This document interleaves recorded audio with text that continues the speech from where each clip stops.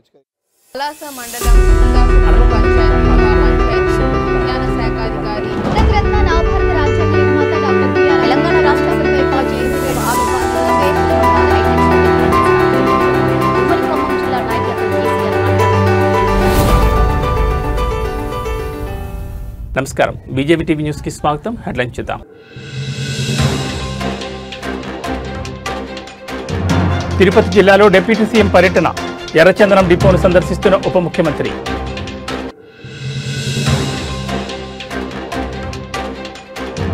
అకస్మాత్తుగా flight service రద్దు, శంషాబాద్ ఎయిర్పోర్ట్లో ప్రయాణికుల ఆందోళన.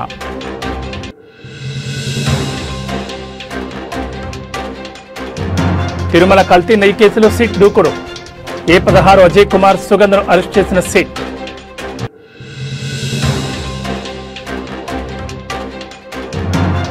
తెలంగాణను వణికిస్తున్న చలి, రేపటి నుంచి గణనీయంగా తగ్గనున్న ఉష్ణోగ్రతలు. ఇక డీటెయిల్స్ చూస్తే పార్లమెంటు శీతాకాల సమావేశాలకు ముహూర్తం ఖరారైంది. డిసెంబర్ 1వ తేదీ నుంచి సమావేశాలు ప్రారంభం కానున్నాయని కేంద్ర ప్రభుత్వం శనివారం ప్రకటించింది. మొత్తం 19 రోజుల పాటు జరగనున్న ఈ సమావేశాలు డిసెంబర్ 19న ముగియనున్నాయి. ఈ విషయాన్ని కేంద్ర పార్లమెంటరీ వ్యవహారాల శాఖ మంత్రి కిరణ్ రిజిజు అధికారికంగా వెల్లడించారు. శీతాకాల సమావేశాల నిర్వహణకు సంబంధించి కేంద్ర ప్రభుత్వం పంపిన ప్రతిపాదనకు రాష్ట్రపతి ద్రౌపది ముర్ము ఆమోదముద్ర వేస్తారని ఆయన తెలిపారు. ఈ మేరకు సోషల్ మీడియా ప్లాట్ఫామ్ ఎక్స్ వేదికగా ఒక పోస్ట్ చేశారు. పార్లమెంటరీ వ్యవహారాల అత్యవసర పరిస్థితులకు లోబడి డిసెంబర్ 1 నుంచి 19 వరకు పార్లమెంట్ శీతాకాల సమావేశాలు నిర్వహించాలన్న ప్రభుత్వ ప్రతిపాదనను రాష్ట్రపతి ఆమోదించారు. దీంతో సమావేశాల నిర్వహణకు మార్గం సుగమమైంది. త్వరలోనే ఈ సమావేశాలు చర్చించాల్సిన అంశాలపై ప్రభుత్వం కసరత్తు ప్రారంభించనుంది.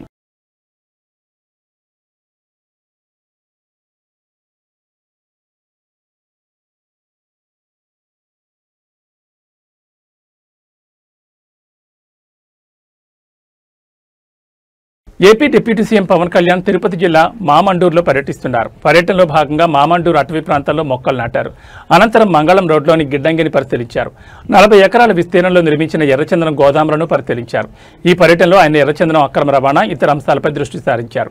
ఎర్రచందనం చెట్లతో పాటు అటవీ ప్రాంతంలో ఉన్న మొక్కలు, చెట్ల పరిరక్షణకై తీసుకోవాల్సిన జాగ్రత్తలపై ఆయన అధికారులతో చర్చించారు.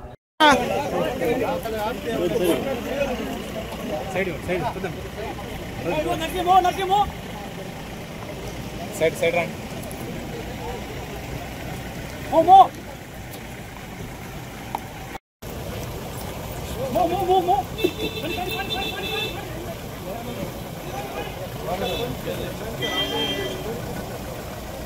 సార్ దిగుతున్నాడు.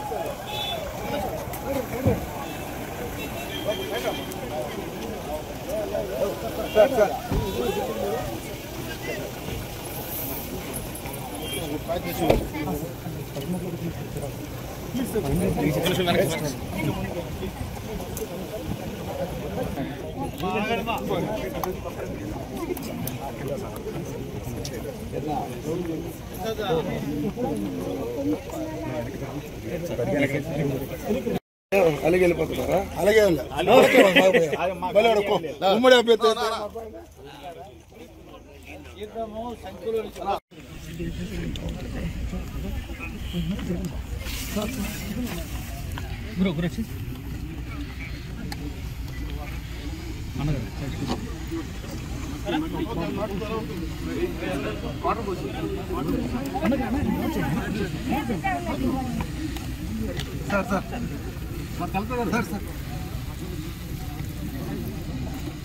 కొద్దిగా పై నుంచి పోయింది సార్. కొద్దిగా లోన్ చేస్తారు ప్లీజ్ సార్.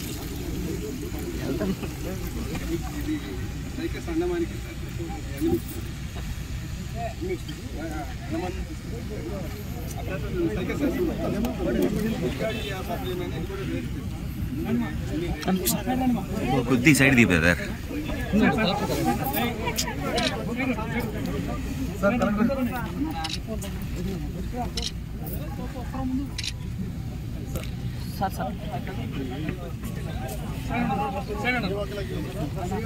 సార్ మీరు బ్రదర్ సారీ సార్.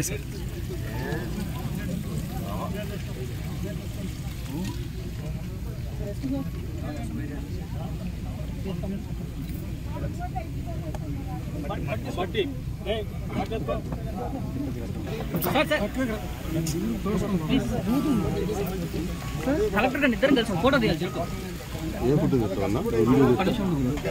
కొద్ది సైడ్ రా బ్రదర్ బ్రదర్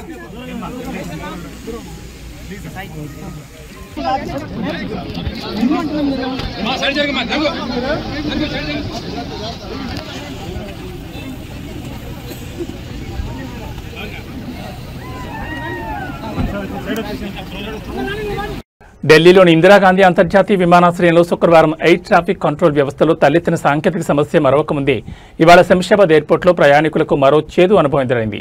వియత్నాం ఎయిర్లైన్స్కు చెందిన VN984 ఫ్లైట్ శుక్రవారం రాత్రి శంషాబాద్ నుంచి వియత్నాంకు బయలుదేరాల్సి ఉంది. అయితే ఆ విమానంలో సాంకేతిక సమస్య తలెత్తడంతో ఎయిర్లైన్ సిబ్బంది సర్వీసును అకస్మాత్తుగా నిలిపివేశారు.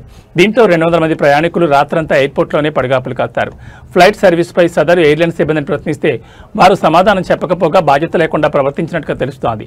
దీంతో ప్రయాణికులు తమకు వెంటనే ఆల్టర్నేట్ ఫ్లైట్ ఏర్పాటు చేయాలని ఎయిర్పోర్ట్లోనే ఆందోళన దిగారు.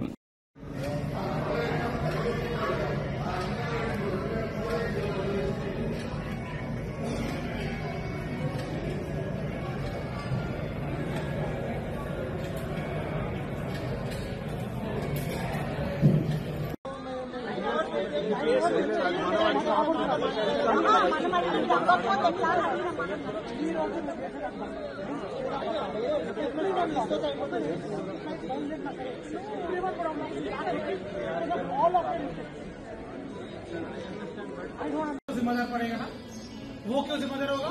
वो वहाँ पे काम करता है, वो यहाँ का जिम्मेदार है। अब क्या वो इंचार्ज है, वो इंचार्ज है ठीक है, बट कोई तो उसका हेल्प करना पड़ेगा ना। एक काम करो, उसको जाके बुला के लेके आओ, कोई तो अथॉराइज्ड पर्सन को बुला के लेके आओ। नहीं, तुम्हारे बाहर जाने के लिए उसको बुला के लेके आने के लिए बोलो। कनेक्ट हुआ तो आपके डेफिनेटली आपके सामने ही बात कर रहे हैं। कॉल नहीं, कॉल के बाद नहीं बात कर रहा हूँ मैं। अरे जाकर लेके आओ यार उसे। वो इंजीनियर के साथ समझिए भाई, मेरे को समझ में आ गया है। आपके ऊपर कोई होगा, आपके ऊपर कोई होगा, आपके दो इंडिया के ऊपर आपका कोई भी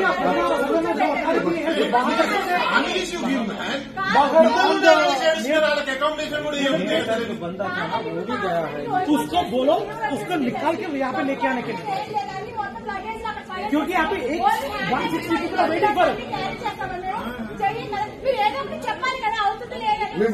उसको बोलो लेके आने के लिए, बोलो अजय को।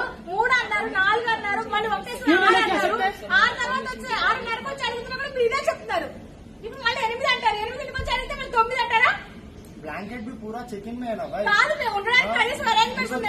तो ब्लैंकेट भी नहीं दे। బాబు చలికి వణికిపోతున్నాడు అక్కడ. మొత్తం లగేజ్ అంతా అక్కడ పడేసి వచ్చాం, మేము అక్కడ ఇచ్చేసి వచ్చాం చెకింగ్ లో. जल्दी से मेरे को 2 मिनट नहीं चाहिए अभी। ఇందాక వచ్చి అడిగే చిన్న పిల్లాడండి, ఆ బాబుకి ఫీవర్ వచ్చింది, పడుకోవడానికి కూడా లేదు, ఈ లైట్కి పడుకోవట్లేదు, మీరు కనీసం ఆ బాబుకి పడుకోవడానికి అరేంజ్ చేయండి, ఫ్లైట్ కోసం అడగట్లేదు నేను చెప్పి వచ్చి అడిగేది. అప్పుడు లేదు. ఇప్పుడు నా హస్బెండ్ కి వణుకు వచ్చింది, ఫీవర్ వచ్చేసింది, కప్పడానికి లేదు, ఏమీ లేదు, ఏం చేయాలి? కనీసం హాట్ వాటర్ కూడా దొరకట్లేదు ఇక్కడ, కొనుక్కోవాల్సి వస్తుంది ప్రతిదీని. ఇప్పుడు నాకు నా హస్బెండ్ కి తీసుకురావాలి, నా పిల్లలందరూ కానీ తీసుకొచ్చి ఇద్దరిద్దరే వస్తారు కప్పుల్స్, వాళ్ళు ఏం చేస్తారు? రెండింటికి వచ్చి అడిగితే 3 అన్నారు, 3ంటికి వచ్చి అడిగితే 3:30 అన్నారు, 3:30కి వచ్చి అడిగితే ఒకటేసారి 4కి వచ్చి అడిగితే 6 అన్నారు. ఇప్పుడు 6:30 అయ్యింది. అసలు తీసుకెళ్తారా తీసుకెళ్లరా? చెప్పాలి కదా, మాకు అరేంజ్మెంట్ చేయాలి కదా. थोड़ा एटलीस्ट देख के सॉरी मैडम ऐसा एटलीस्ट उनकी आंखों में आंखें डाल के थोड़ा सर जवाब दीजिए भाई, जवाब दीजिए। अगर उनकी पोजीशन में तेरा बाप होता, तेरा बेटा होता तो तू क्या करता? देखो यार, तो रुकूंगा। अरे हाथ उठा के बात करना, हाथ उठा के बात करना। यहाँ पे सेफ्टी रीजंस क्या है आपको? जो कुछ चाहिए वो बुला रहे हो।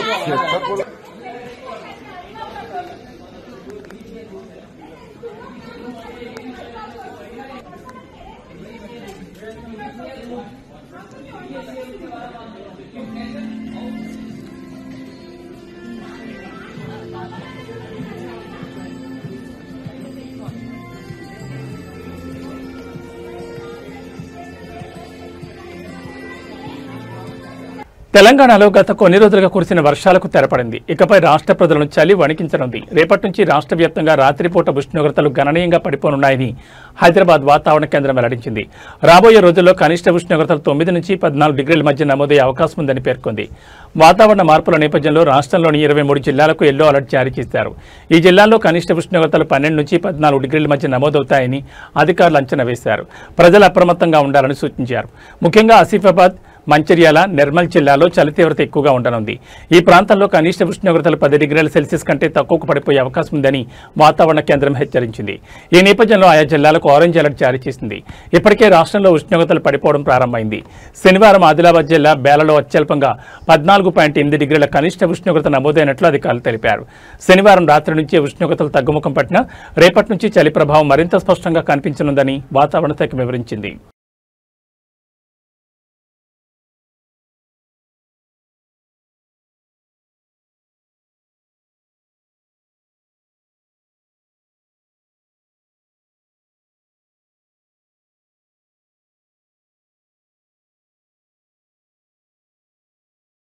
జూబ్లీహిల్స్ ఉప ఎన్నికల ప్రచార పర్వం చివరి దశకు చేరింది. రేపు సాయంత్రం 5 గంటలకు ప్రచారం ముగియనుంది. ఈ ఎన్నికల్లో అధికార ప్రతిపక్షాలు నువ్వా నేనా అన్నట్లు ఓటర్లను ఆకర్షించేందుకు ఎత్తుకు పై ఎత్తులు వేస్తున్నాయి. ఇంటింటి ప్రచారం, రోడ్లు, కార్నర్ మీటింగ్ పేరుతో హోరెత్తిస్తున్నాయి. ఎన్నికల ప్రచారం చివరి దశకు చేరుకున్న తరుణంలో ప్రధాన పార్టీలు పోల్ మేనేజ్మెంట్పై దృష్టి సారించాయి.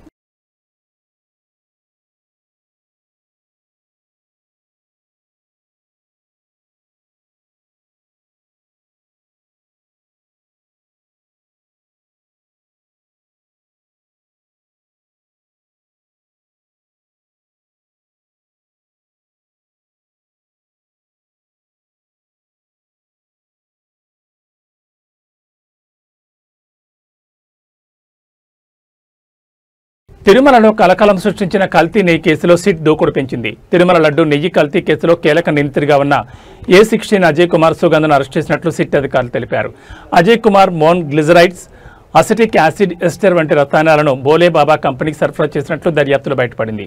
ఈ కెమికల్స్ను పామాయిల్ తయారీలో వినియోగించి అదే పామాయిల్ను నెయ్యి పేరుతో తిరుమల లడ్డూల తయారీ కోసం సరఫరా చేసినట్లు, ఆ నెయ్యిని లడ్డూల తయారీలో ఉపయోగించినట్లు సిట్ గుర్తించింది.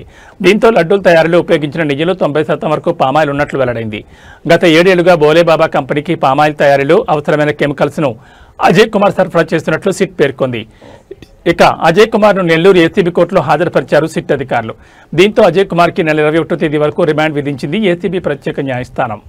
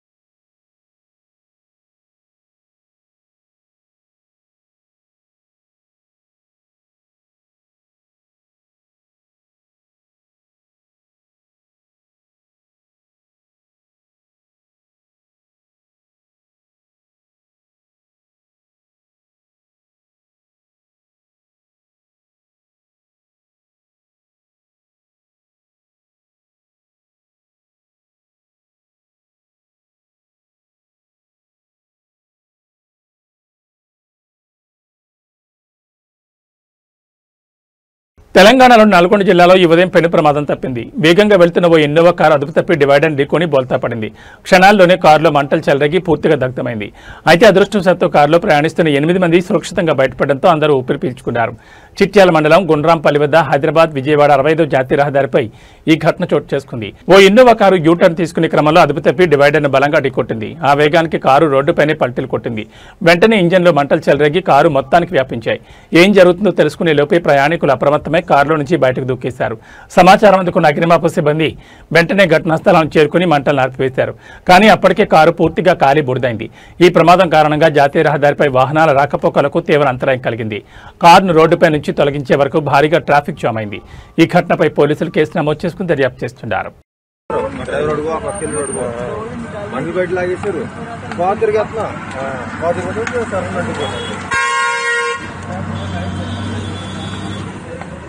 ఇలా ఒడిగింది ఒడికి వెంటనే 5 గంటలు विरोध करो पास करो गाड़ी डब्बा गाड़ी है ना परवाना जाओ पास करो गाड़ी एक साइड से और अरे पास करो बहुत लंबा जाम लग जाएगा। శ్రీ సత్యసాయి జిల్లా పెనుగొండలో శ్రీ భక్త కనకదాస్ జయంతి ఉత్సవాలను బీసీ సంక్షేమ శాఖ మంత్రి సవిత నిర్వహించారు. ఈ సందర్భంగా మంత్రి మాట్లాడుతూ భక్త కనకదాస్ జయంతిని రాష్ట్ర ప్రభుత్వం అధికారికంగా నిర్వహిస్తోందని, యువగాళం పాదయాత్రలో ఐటీ శాఖ మంత్రి నారా లోకేష్ కురుబ కులస్తులకు ఇచ్చిన హామీ నిలబెట్టుకున్నారని అన్నారు. కురుబ కులస్తుల ఆరాధ్య దైవం బీరయ్య దేవాలయాలను పునరుద్ధరిస్తామని, బీరయ్య దేవాలయాల్లో పూజారులుగా ఉన్న వారికి గౌరవవేతనం దగ్గరలో అందిస్తామని తెలిపారు.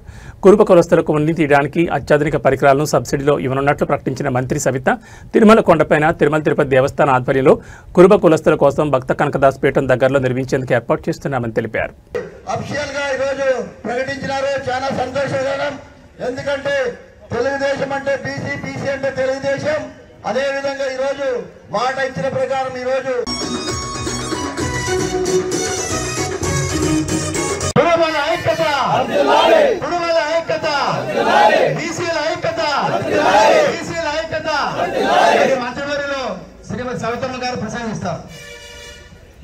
అధికారికంగా ప్రతి ఏడాది రాష్ట్ర ప్రభుత్వమే జరిపే విధంగా శాశ్వతంగా జీవో విడుదల చేయడానికి మన స్థానిక శాసనసభ్యులు మంత్రివర్యులు శ్రీమతి సవితమ్మ గారు, నారా లోకేష్ గారి ఎన్డీఏ సహకారంతో ఇది సాధించారు. ఈ సందర్భంగా మంత్రివర్యులకి కురుబ కులస్తుల తరపున ప్రత్యేకమైన ధన్యవాదాలు తెలియజేస్తున్నాం. అలాగే రాష్ట్రంలో అనేక దేవాలయాలు, బీరప్ప దేవాలయాలు ఉన్నాయి. దేవాలయాల పూజారులకి గౌరవ వేతనంతో పాటు ధూపదీప నైవేద్యాలకి ఆర్థిక సహాయం చేయాలని యువగలంలో నారా లోకేష్ గారి దృష్టికి తీసుకెళ్లడం జరిగింది. ఆ విషయాన్ని కూడా జీవో విడుదల చేస్తూ మొత్తం దేవాదాయ శాఖ ద్వారా రాష్ట్రంలో ఎన్ని బీరప్ప దేవాలయాలు ఉన్నాయో ఆ వివరాలు సేకరించడానికి ఆదేశాలు జారీ చేశారు.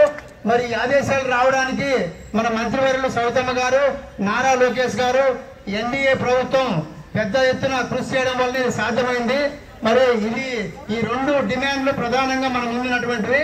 మిగతాది కూడా మనకి గొర్రెల కాపురులకి 50 సంవత్సరాలు పైబడిన వాళ్ళకి మనం సామాజిక పెన్షన్ 4000 ఇవ్వాలని చెప్పని డిమాండ్ చేశాము.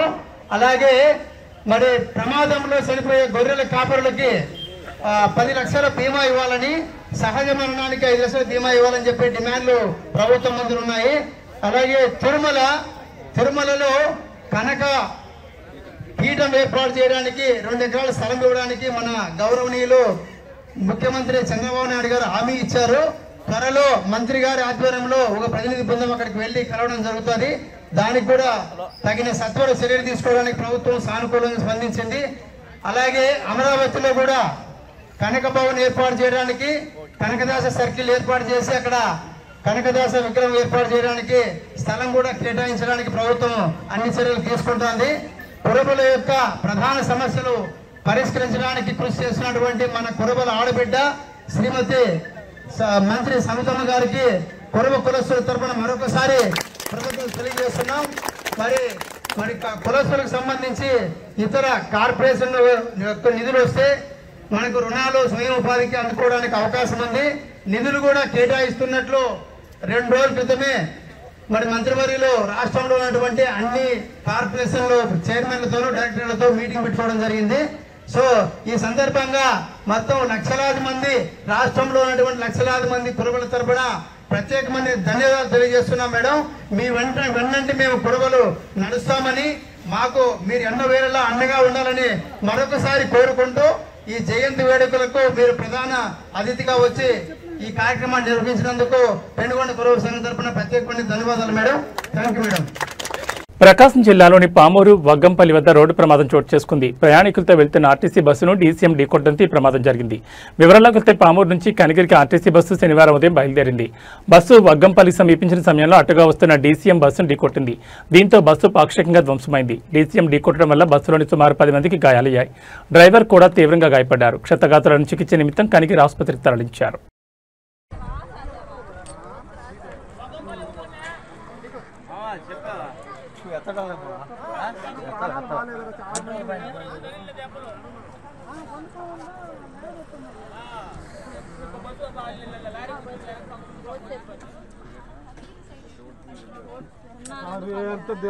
సార్ నిజమే ఇవాళ టైం బాగుంది నిజంగా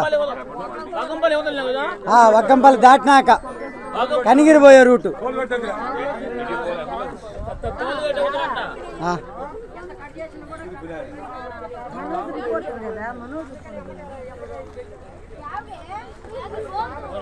వీడియో పెట్టాను ఆయనకి